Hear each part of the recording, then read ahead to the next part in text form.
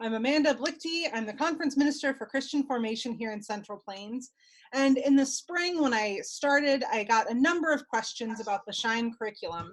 And so with the Christian Formation Committee, we decided to have a couple webinars talking about some of the whys of SHINE, and then also some of the hows, some teaching tips and things. So this is the first of two, but they're not going to depend on each other. So if people could be there tonight and can't next time, that's fine. Or if people couldn't be there tonight and will be next time, that's okay too. We are glad you are here. Tonight we've invited Joyce Peachy Lind as our guest presenter. She is SHINE curriculum extraordinaire, and she'll tell you more about how she got into SHINE and what she has to say about it later. But before we begin, I just want you all to note that this is my very first time hosting a webinar. So any glitches are entirely on me and have nothing to do whatsoever with Joyce and her presentation. So we're going to try to be switching back and forth between the PowerPoint and speaking and being able to see Joyce. And so we'll just be trying some things. So know that if it doesn't work the first time, we're going to get it to work. We're going to keep trying. To get started, why don't we go around and say who you are and what church you're representing and what your familiarity with SHINE is. Have you taught it in the past? Do you teach it now? Do you not teach it anymore?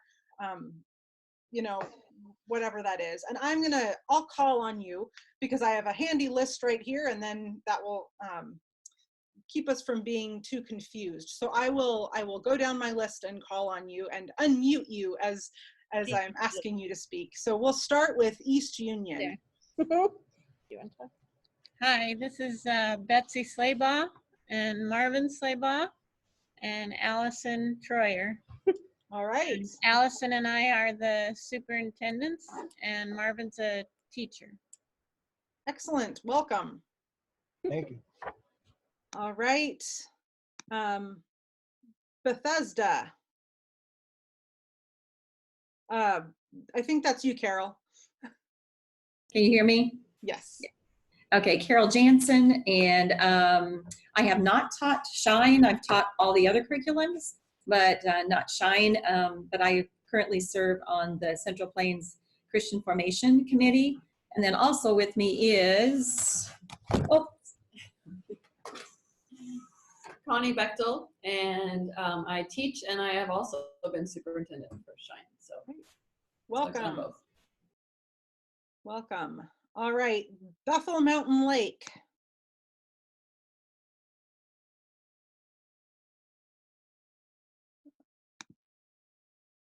I'm trying to unmute you and it's not working. There, okay. There we go. Okay, I'm Galen Kaufman, pastor here at Bethel. We use SHINE in part of our classes. I'm Gordon Krause. I am the Sunday school chairperson here at Bethel, and I've been trying to get our Sunday school department to have the SHINE curriculum in our classrooms. We're starting it for the first time this year. I'm Rachel Jansen, and I teach SHINE in junior high. I'm Betty Jean Kaufman, and I'm part of the CFEB group. Which is? You tell her. Christian Formation and Education Board. Yeah. Excellent. Good to have you here. All right. Lisa? Well, can't unmute you either. We'll move on. There we go. You're unmuted. Lisa? Can't hear you if you're talking to us. All right. Nick. Nick has lost his voice, so he's here. He's our pastor.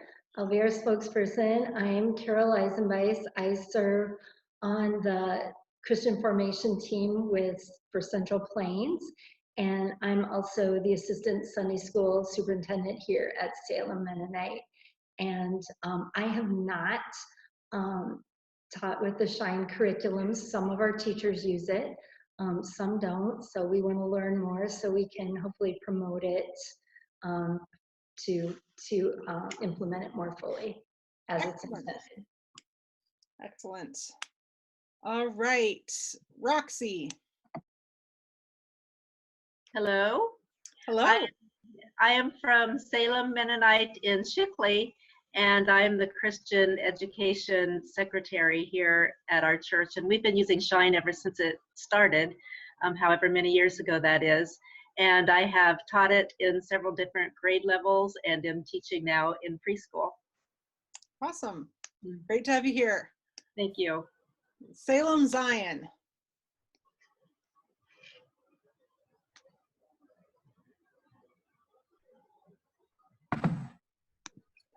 You unmuted and then I muted you again, so. Hello.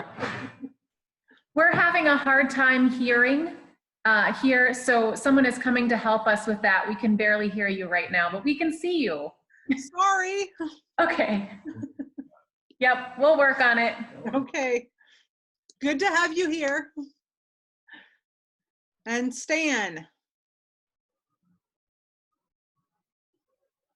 Yeah, Stan Harder, Chair of the Christian Formation Committee and member at First Mennonite in Lincoln. We've been using Shine since it's been around for all the young kids.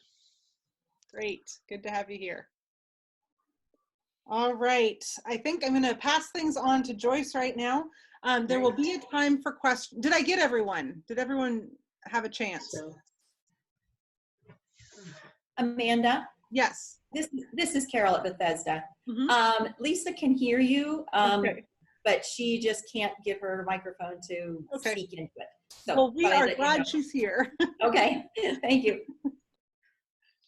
Well, I'm going to pass it over to Joyce, and we'll have a time for questions in the middle and also at the end. But if you have burning questions while she is talking, send those to me and I'll try to break in. But that way we'll sort of keep ourselves muted until we have question time, and let her sort of keep her train of thought. And so we'll just try to work at that. But I'll give it to you, Joyce. All right, thank you. And thank you everybody for being here. It's fun to see a couple of familiar faces. And as Amanda said, I'm Joyce Peachy Lind, and I live in Harrisonburg, Virginia.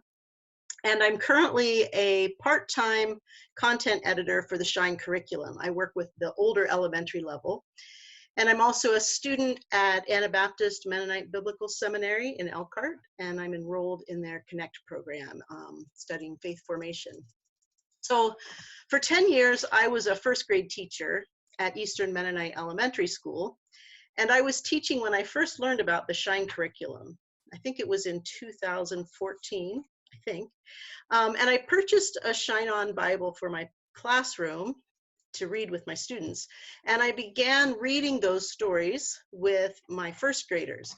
And I read stories each day for our daily Bible opening. And I found that my students loved these stories and they loved the pictures and they were engaged. And as we talked about the questions at the end of each story, I was amazed at their thoughtful responses and their insightful questions.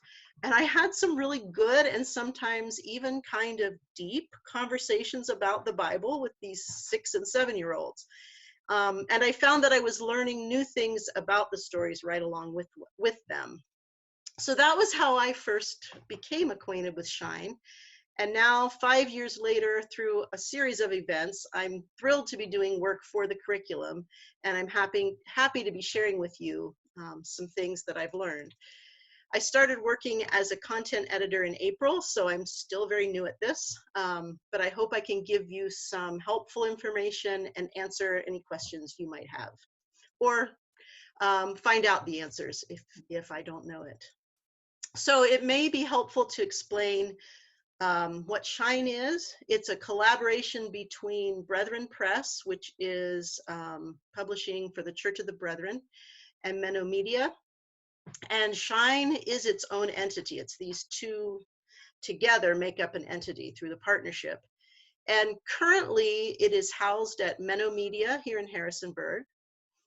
But the writers and the editors for the curriculum live in several different places in the United States and in Canada.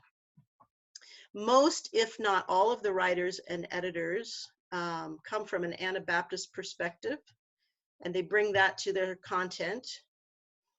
And the curriculum is very intentional about being grounded in Anabaptist theology. There's an emphasis on the concept of shalom and seeking to encourage children to be peacemakers. And gathering around the Bible story is central to each session. And children and youth then are invited to engage with the story and try to connect it, find ways to connect it with their own lives. So this is an Anabaptist curriculum, but other denominations are drawn to the Shine style and the Shine message also. So there's numerous churches that are not from an Anabaptist tradition who use Shine also. The current version of Shine that is being used is in year 6, and it's time for a new one or a new version. And so the content that's currently being written is going to be used in fall of 2020. That's the one I'm a part of. And the new version is still called Shine. Over the years, it's changed names when there's sort of a new version, Gather Round, and I forget some of the other names. But with this new cycle, the name will stay the same. It'll still be Shine, but there will be a few changes.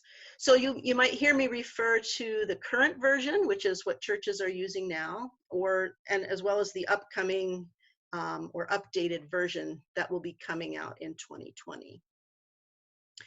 So this evening, I want to share some of the distinctives of the Shine curriculum, some of the things that make it unique.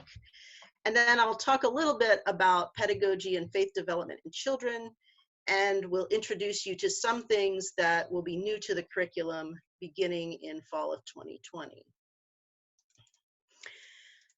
So Shine is centered around a very clear purpose statement and key scriptures and some theological convictions.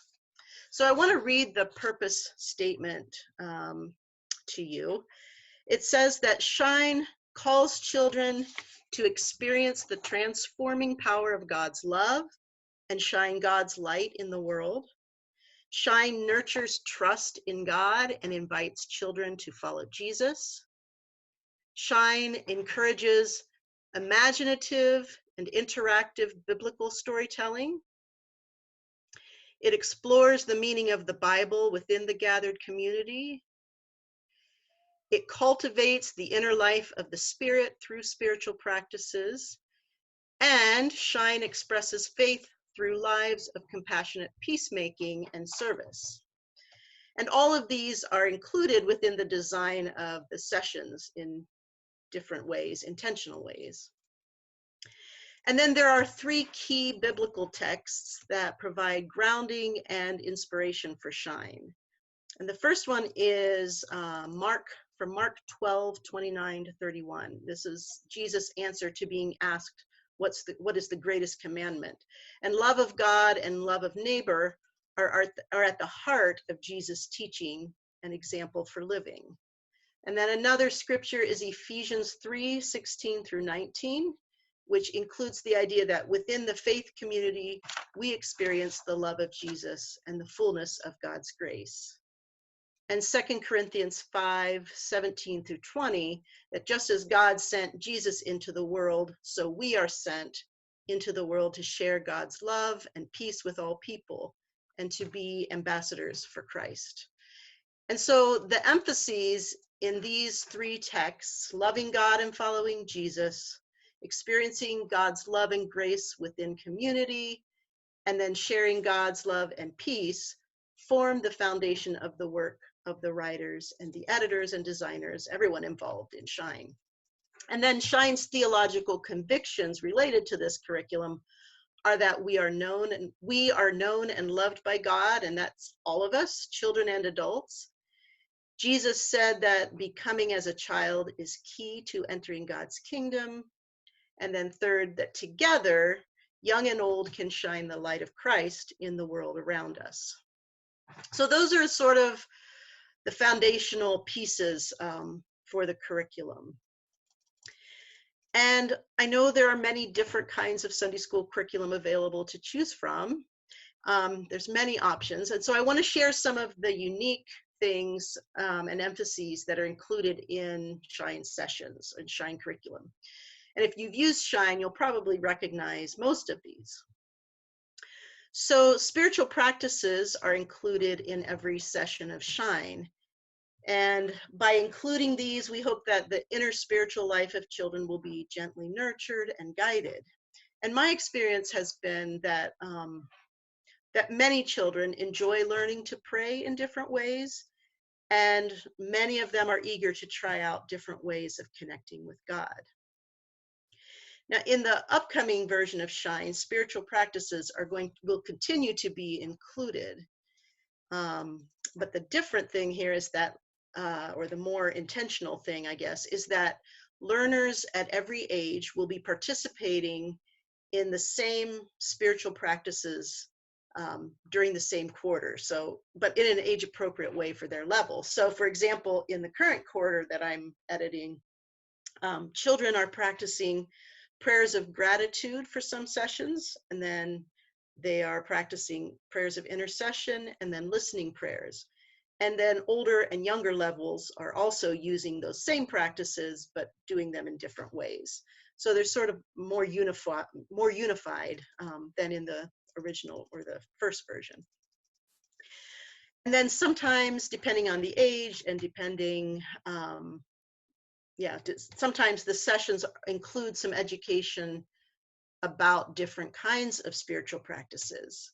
But children are always given an opportunity to experience the practices, to do them, and then to learn about the different ways to pray, ways to listen for God, and different ways to express gratitude and praise.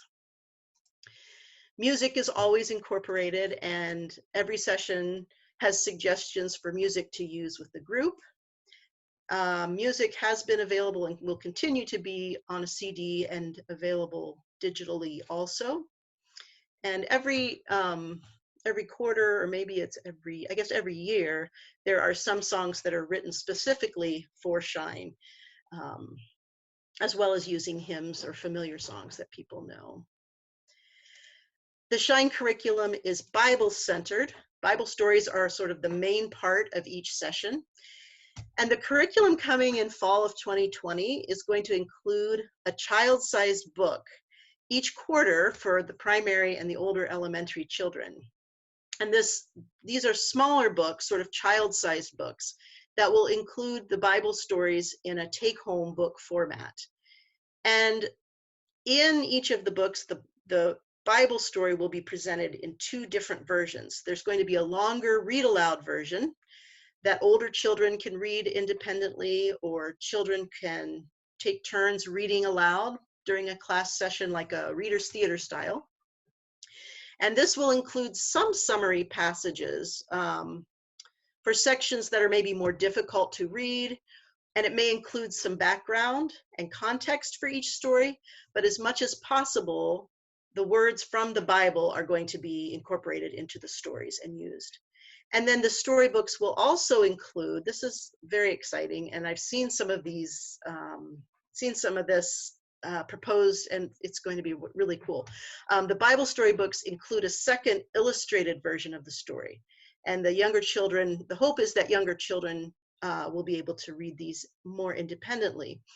And the illustrations are very engaging. They're meant to draw children into the story more deeply, and then they can be used in conversations about the story. And they're kind of like, if you know what a graphic novel is, they're kind of like graphic novels, only they're not that wild of drawing. So there's like, it's not like comics, but there's like 8 different panels in each story, and then with text underneath each of the panels. So teachers can either read the version, the long version with the group, or the extended version, or they might choose to read both, or children can read them on their own. So there's trying to provide options for ways of presenting the story. And the idea behind these books is that we want to put the Bible into the children's hands, the Bible stories into the children's hands, so that they are reading the Bible themselves, rather than always being read to, like the Shine On Bible, which I love, but it generally tends to be the teachers holding the book and reading it. to children.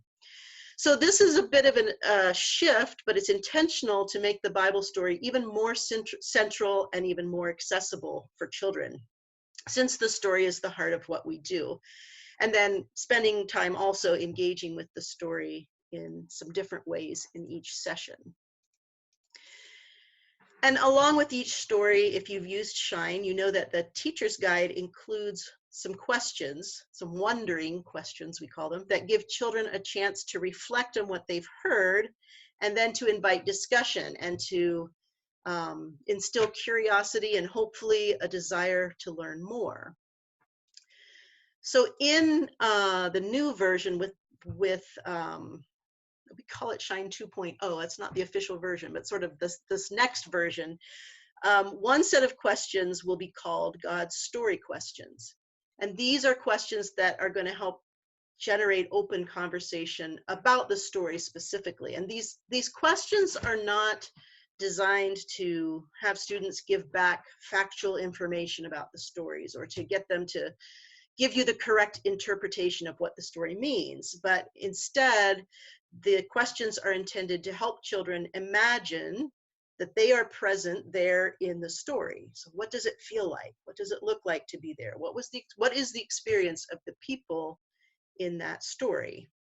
So, for example, in the story of Jacob and Esau, a question might be for the children, I wonder how Rebecca felt when she saw that her sons were so angry at each other. Or maybe in a story about Moses to ask, I wonder what it was like for Moses to hear God's voice. And so the questions are intentionally open-ended. They require more than just yes or no, or I think this, one-word answer. So there may even be silence with these questions, or time when children are just thinking, and that silence is okay. And it's all right for children to just think and ponder and to wonder. And in fact, I think it's really important. And then a second set of questions are called the My Story questions. And those are meant then to turn the attention of the children to the ways that the story connects to their own lives and to their own experiences. So for example, in the story of Jacob and Esau, a question there might be, I wonder how you would have felt if Esau spoke that way to you. Or making a connection to spiritual practices, maybe by asking the question, which kind of prayer would be helpful for you if you felt hurt by someone? And then in those, back to those Bible storybooks, there's going to be some prompts or questions included on those pages so that one of the children in your group can read a question to the rest of the group. And they will have a chance then to practice leading their peers in discussions in the same way that the teachers have been leading discussions. And I think that's a really interesting feature, and it's sort of an interesting way and a good way, I think, of engaging children and yeah, giving them some experience. The Shine curriculum emphasizes peacemaking. And if you've taught before, you know that in the current version of Shine, peacemaking is an integral part of God's good news, and that that's going to continue, that emphasis will continue. And in many sessions, children and youth are invited to consider ways that they could express their faith through lives of peacemaking and service. And then in the Explore and Extension activities, we strive to include stories and activities that are going to encourage children to hopefully develop empathy for children in other places and for people around the world. And the Shine curriculum includes, the intention is to include interesting and engaging activities that will suit the needs of different learners. So in designing these sessions, the people who are writing and editing, they're constantly attentive to the various learning styles that could be used, and trying to include a variety of activities that are going to appeal to those who learn best, maybe through movement or through art, through writing and reading. Some some people do learn best that way, but others learn through more hands-on experiences and other ways of learning. So numerous options are provided in each session because each group is very different. And you know that as teachers, you know your group and you know what appeals to the children in your group, and you know what they need and you know what works best in your setting. The curriculum is also written with different sized congregations in mind, and knowing that there will be different contexts and people will be using this in all kinds of different ways. Often a suggestion will be given for what can be done to adapt an activity. So if there's an activity for a larger group, there may be a suggestion for how to do that with a small group, or maybe the other way around. If it's best for a smaller group, then there's ways to adapt it to make it work for a larger group. And of course, any curriculum cannot be all things to all people. That would be great if we could, but we are trying to give a lot of variety so that people can choose, have some resources to choose from. But the hope is that that Shine can be effective and accessible in a wide variety of congregational contexts. So at this point, I want to pause for just a little bit to see if this has stirred up any questions for you. You might need to stretch your legs or grab a snack. If you're a baseball person, you might need to check the score in the World Series. I need to know if Washington's got any hope. But whatever you need to do, feel free to do that. And then I'll have some more information about pedagogy and teaching practices, and then stages of faith development in children. So if you have any questions about anything, I'm happy to take those or clarify anything if something I said went by pretty quickly. So.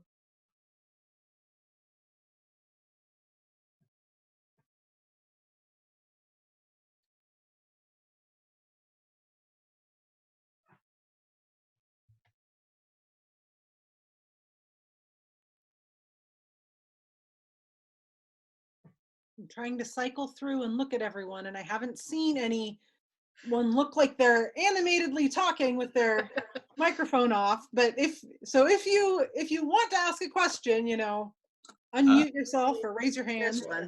There. Amanda and Joyce. Hi, Nick. You have a question. You want to ask it? I can ask it because Nick doesn't have much voice. So when you're updating the curriculum for 2020, does the Shine On Bible, does that part stay the same? Yeah, that's a good question. And I think I say something about it later, but the Bible stays the same. It's still available. It's not referred to in the lessons at this point, but the Shine On Bible can still be used and it'll still be available. And so that would be for when we're ordering new materials, say fall of 2020, or what is the rollout for that? Yeah, this is coming a little earlier than their marketing push, so there's some details I don't know. And I don't know if they'll have this stuff ready by November. I think the next one is November 21, because I know people are going to have questions about all the pieces and so forth, and I'll talk more about that in November. But yeah, I think it will roll out end of the year, maybe. I don't know for sure. End of 19 or end of 20? Well, it's for fall of 20, so Okay. I don't know, and maybe I have actually no idea when it's going to come out, so ignore what I just said. If it'll be fall or spring, I don't know when these things come. But So the goal is that we could plan to use it fall of 20. yes. Okay. And then we're kind of wondering too, if our superintendents have ordered all the right components, or if our teachers have access to everything. So you'll go over that a little later too, or not today, but I will do more of that at the next one, because there's a lot of pieces, and I know people want to know, like, what do we need to order, which pieces are vital, and that sort of thing. Because we have a feeling we might be missing some, and that could be some of the some of what might be missing. You're talking about for current, not for, Yes. yeah. Okay. And I know less about that, but I can find out. So, so thanks.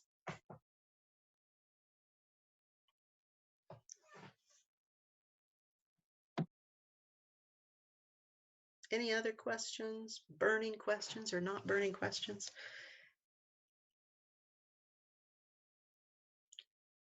And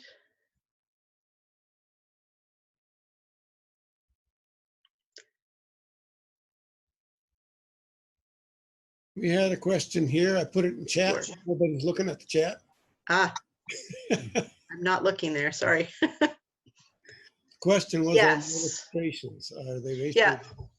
The question is, do the illustrations have racial diversity? Yes, they do. And I haven't seen final copies. So the books are actually in black and white. The drawings will be in black and white, but they definitely are being designed in a way that, yeah, that includes racial diversity. That's a good question. Thanks.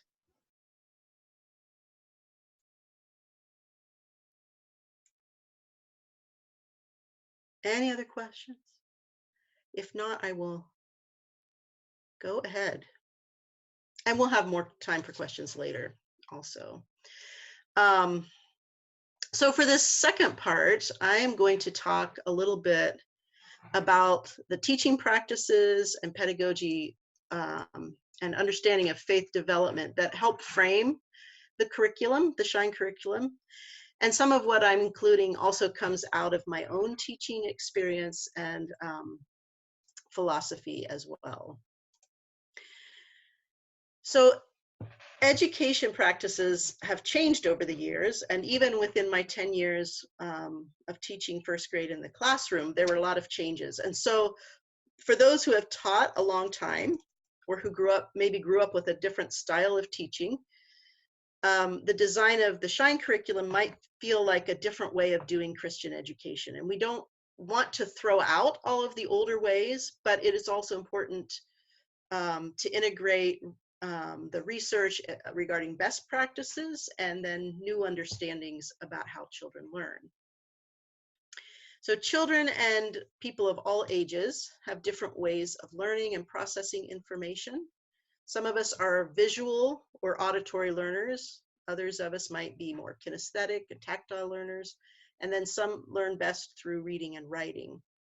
So when I was in school, education was heavy on reading, writing, sitting, and that can be an effective method of teaching, but it's not always effective.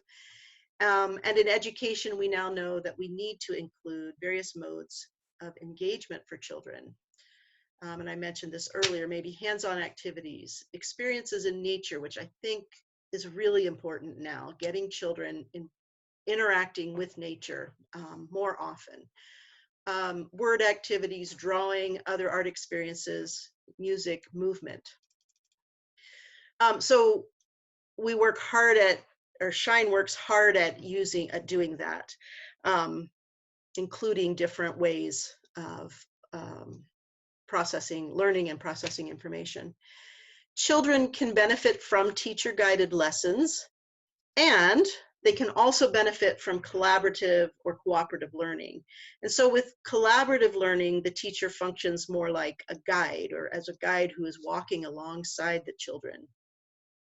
So with this model, children aren't just passively receiving information, but they are actively involved with and accountable for what they're learning.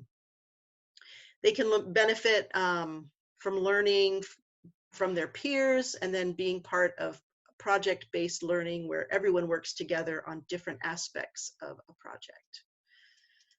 Teachers at times will function as facilitator of activities, and by observing and engaging in conversations with the children, teachers can help children articulate what they're seeing, what they're thinking about, what they're learning, and then guide them toward discovering new things or helping them make connections. I think that the children that we're teaching now are different learners in some ways than at least when I was in school. Many children are very adept at interacting with technology. They're digital natives. And so even if we limit and minimize the use of screens, the children that we teach are immersed in a technological environment. And it's really different than what we experienced growing up. And I'll tell you that as a teacher, a classroom teacher, I was not one who would quickly adopt technology. I didn't use much in my classroom, but then we got some equipment that made it really easy to present videos from my computer and do online games. And I did find that that was really effective for some children and brought in some children, engaged some children that weren't engaging in other ways. So I've concluded that technology used well can deepen learning. And in the Shine curriculum, there are, every lesson, there are media connections included as suggestions for how to extend and enhance learning. Sometimes it's books, sometimes videos, it might be works of art related to the story. One of the things I like best about the Shine curriculum is that it's deliberately set up for the group to be in conversation with each other. So in the same way that children learn their native language by experimenting and making mistakes and then asking questions, children learn the language of the Bible and the language of church and of theology by being introduced to that language and then being given an opportunity to speak in that language. So by posing questions after each story, it gives children an opportunity to try out this language for themselves. And it also teaches children that they can ask questions about the Bible and search for answers and be attentive to and wonder about what's this story trying to tell us about Jesus or about God and God's people. And then these conversations can help build relationships. And I believe that children learn best when they experience trusting relationships in a safe environment where they're feeling love, where they feel love and acceptance. And especially in the younger years, having a consistent teacher and consistent routines helps build trust and safety.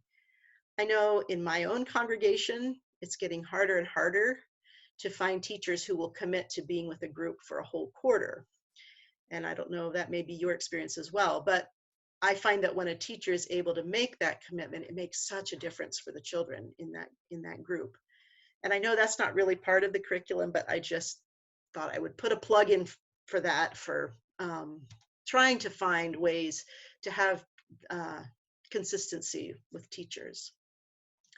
So writers and editors pay close attention to the developmental needs at each age and grade level. And I'm going to go over just a few of the significant needs at each level. This isn't comprehensive, of course, it's just a snapshot.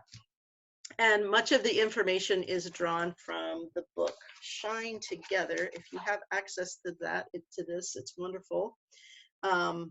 It's a fabulous guide for leaders and teachers. It's created by the Shine curriculum. I don't know if you can see it. I can't see myself right now. Uh-oh, there we go. And it's a really great resource, although this is backwards, I see. We've got a couple people holding up their copies right now. Aha, wonderful. I can't see that. Yay. Okay, yay. So early childhood, I want you to imagine a child that you know who is 2 or 3 or 4 or 5 years old. And I'm thinking of my great nephew who is 3. And at this age, children experience God's love mostly through interactions with adults who represent God's hands and face and heart. So these children need to have time for creative play to engage their 5 senses and their whole being. And this is an age when we pass on some of the key faith stories and introduce language and rituals of God's community. So the curriculum includes age-appropriate stories and activities at this age that just mostly focus on teaching children to trust a loving and gentle God. Now imagine a child that you know, or bring to mind a child that you know who is in kindergarten, first grade, or second grade. 5-year-old, 5 through 8. And this for me is a great niece I have who has just started kindergarten, and she loves life. She's so excited about everything. So children at this age are beginning to think more concretely, and they're developing relationships outside of the family. They often enjoy doing activities with a good friend or a small group. And belonging in the faith community is very important at this stage. They enjoy participating in worship and with singing and in many parts of congregational life. Primary children have a really great and growing ability to ask questions.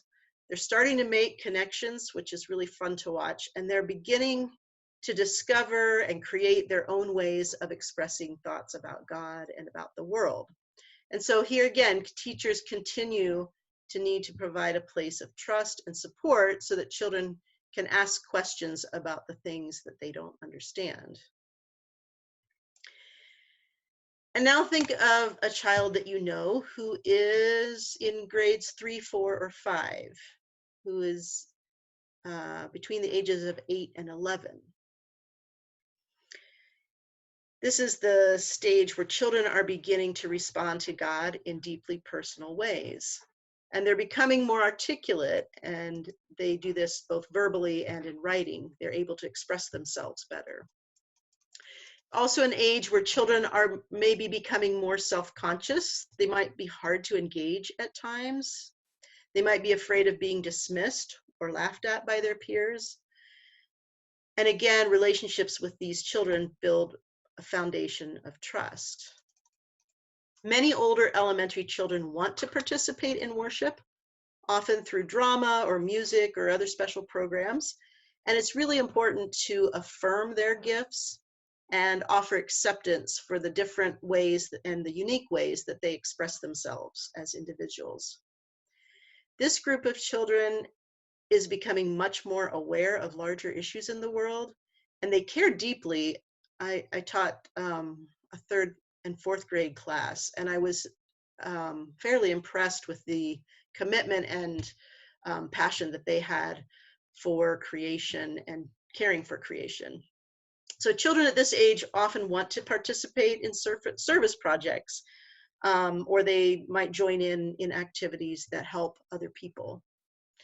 They're very aware of rules of life at this age, and they really know what is fair, or at least they believe they know what is fair and not fair. They're very concerned with that for themselves and also for others. And they're beginning to understand wrongdoing and the concept of forgiveness and being accountable for one's choices and mistakes. This group of children really wants to be listened to.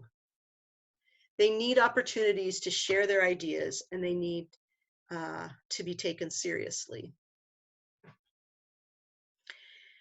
And now imagine someone you know who is a junior youth or junior high, grades 6 through 8. And one change in this newer version is that instead of calling it middler, they're calling it older elementary, and it's 3rd, 4th, and 5th grade. And then the junior youth is 6th, 7th, and 8th grade. So ages 11 through 14. Yes, the middle school years, so much happening in this stage. They have many questions, and they can seem to challenge everything at this stage. And yet they often have an underlying insecurity as they try to understand all the changes that are happening within them and around them in the gradual transition from childhood to adolescence. So children in this stage are asking really important and sometimes deep faith questions. They're sometimes asking really hard questions, and they want answers. They want to understand the complexities and the inconsistencies that they sometimes see around them, and they want to tell you about them and let you know what those are. At this stage, the junior youth are developing a lot of their own personal values. Some of them are trying to figure out if they're going to buy into this faith that they've been brought up with. And they need to continue to hear from the church and from people within their congregations and their community that they are gifted by God and that they do have gifts that can be shared with the larger community.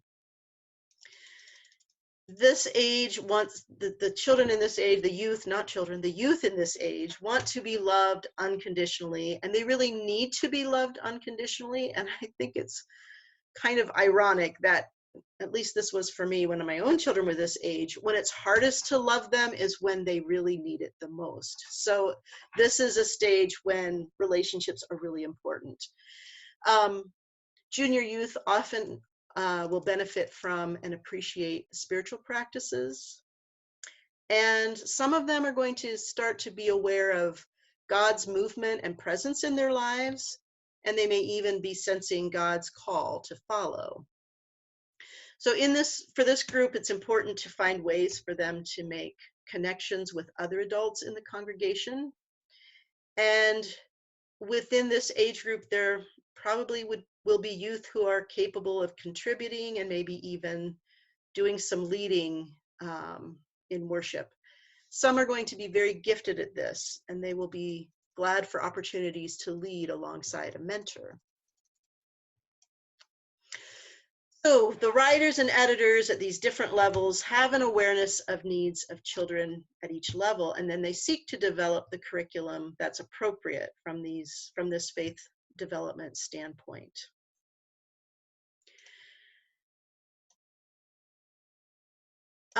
Finally, I think I'm going to share, I touched on some of this earlier, but I think I'm going to share finally with you some of the, oh, we don't have much time, but I'll tell you real quickly, some of the new things that are coming in the fall of 2020.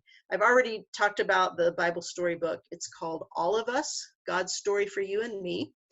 It's designed so there'll be one book for each child rather than one for the whole class to look at. A different book for each quarter, as I said before. It'll be, I don't know if it's paperback. I assume it's paperback. I don't know that for sure, but it will be something they can take home. That includes different reading levels, a read aloud version and an illustrated version. And the illustrations will be in black and white, but they can add color if you want them to do that, or yeah, they're not necessarily designed to do that, but it's fine for them to do that. And then, as I said, also the Shine On Bible will continue to be available as well.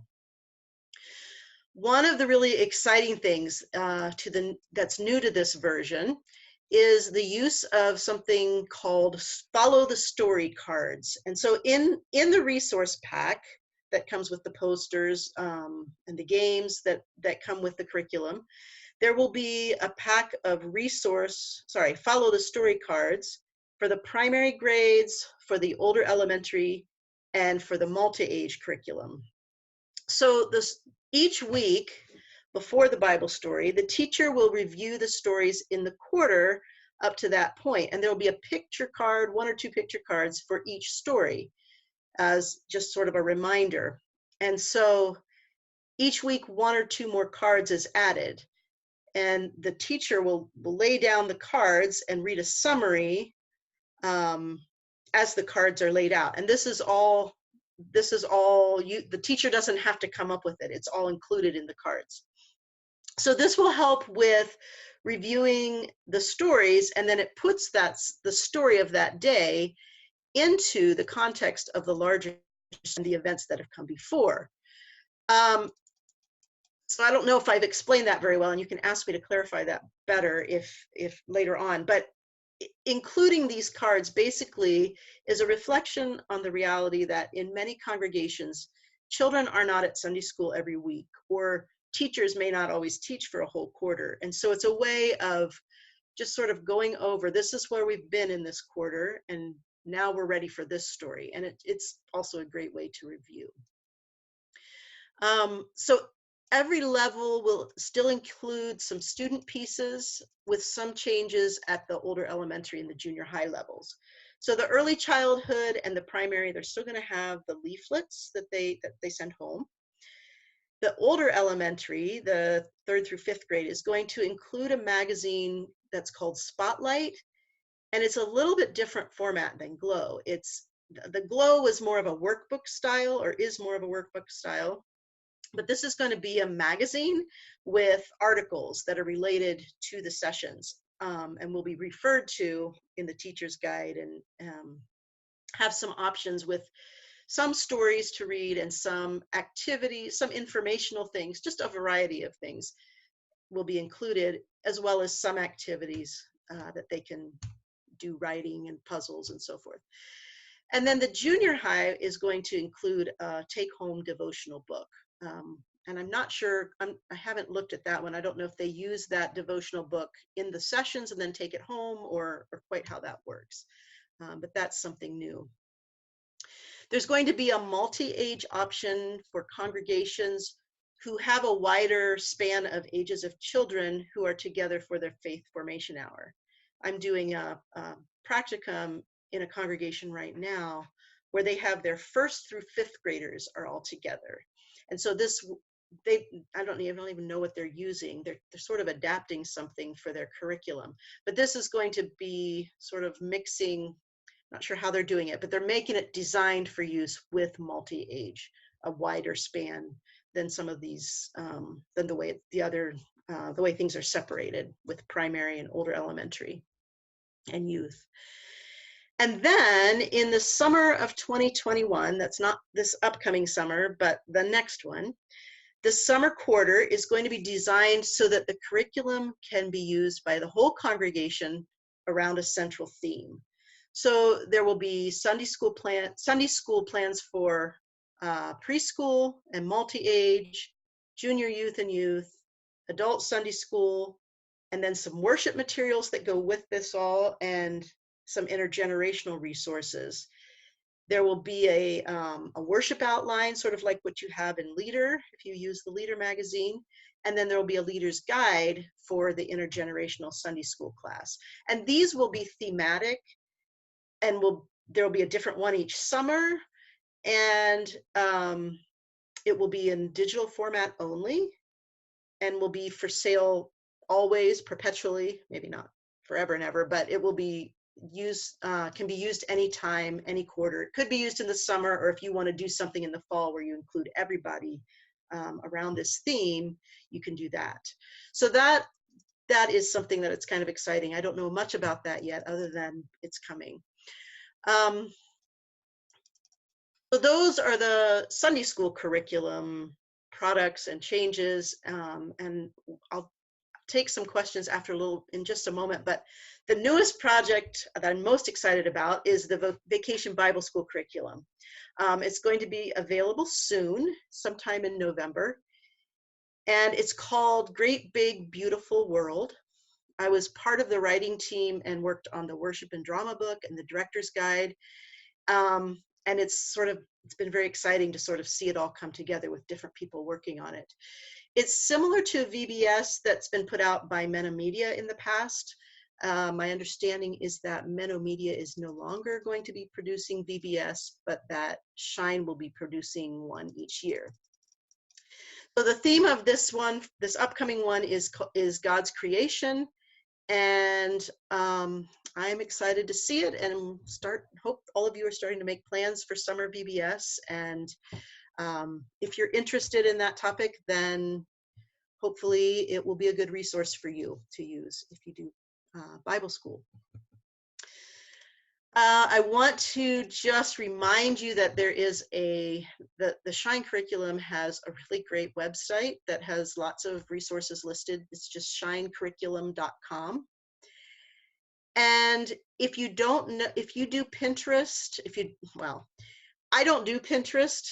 And if you don't know what that is, this may not be useful for you. But if you do Pinterest or are interested in lots of ideas in one place, the Shine curriculum has a Pinterest board that you can go to that gives you all kinds of ideas. It is, I believe their Pinterest thing is at the top of their website. And if you click on that, you can find it. I find it a little bit hard to find on their website, but I think it's up in the upper right hand corner. I'm not sure.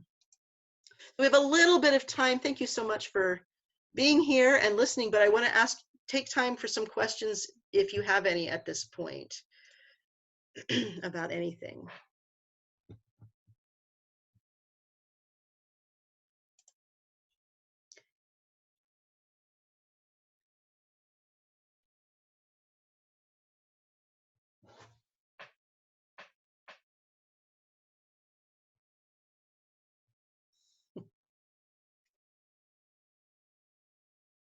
Okay, we have a question. Can you hear me? Yes. We have several classes mixed together because we have a small number of kids at our church. And the youngest class has, we've been using the not early childhood, the primary material. And we have 2 3-year-olds, 3 4-year-olds, and then like a 5-year-old and a 6-year-old. Should we switch to early childhood, do you think? Would that be better? Or is that getting Oh, that's hard. It depends on your children. Yeah. A Maybe lot. we should ask the teacher if she's losing the little ones. Yeah, that's a hard combination because they're so very different at those different ages. But I feel like it's easier to bring. Yeah, that it just depends on the children. I was gonna say I feel like it's easier to start with the lower level and bring some other things in, but there could be a case for doing it the other way too. So I don't that yeah. I don't know what to, yeah, I'm not sure what to tell you on that. We'll talk about it, but I was just like, oh, I'm not sure why we did the way we did. I think we had more material maybe, but. So you're using primary for the littles, right? Is what you're saying, yeah. Right. I'm thinking the younger one would probably be better, but. Okay. But I don't know. It depends on your kids. What else were we gonna ask?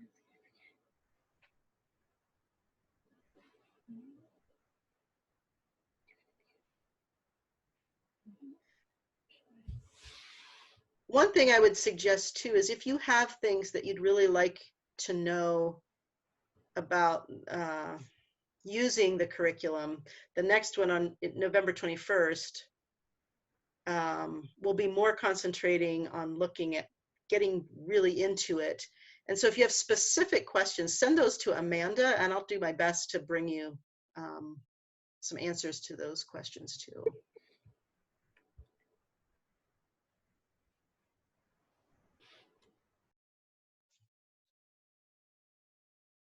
Thank you so much, Joyce. I feel like I don't even know what questions to ask because we've learned an awful lot tonight. It's a lot of information at once. It's good. It's good. Well, good. It's good to know sort of what's behind our Shine curriculum. I mean, it's the denomination's curriculum, and I think it's important. And so I think this has been really good to remind us some of the why and the how it was created. So it's been really good. And we are like at a perfect time. It just turned 8 o'clock. And so, you know, I think seeing no questions now, and like she said, feel free to email me if you have any questions you'd like Joyce to address on November 21 at 7 o'clock also. And I will send out that link closer to the time. You can send them to me at amandablichty@centralplainsmc.org. And Blichty is E before I, just in case you're wondering. And I thank you all for being here, and I thank you very, very much, Joyce, for presenting for us on the Shine curriculum. Thank you, and thank you for being here and for inviting me also. Thanks. Hope to see you in November. Yes.